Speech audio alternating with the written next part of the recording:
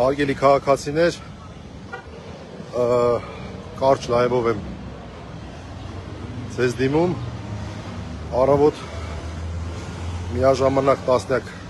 տեղերում քննչական գործողություններ են սկսվել, երեկվա բեմադրած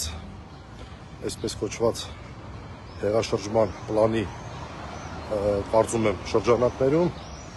շատ կանխատեսելի է այս առումով իշխանությունների գործողությունները,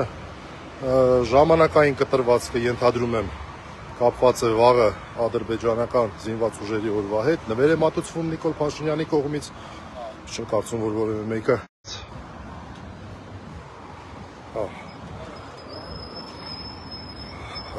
նշված անձի քաղաքական պատկանելության մեջ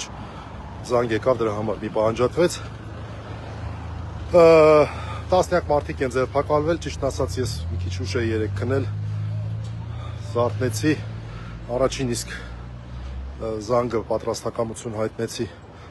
գալ այդ պահին չէի պատկերացնում ամբողջ ծավալը, ասեմ, որ 5 իրավապաշտպանների նախաձեռնության իմ ընկերները ամեն մեկը միտեղ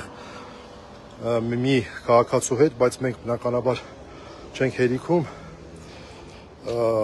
շատ մեծ է թիվը, բազմաթիվ քաղաքացիներ մնացել են առանց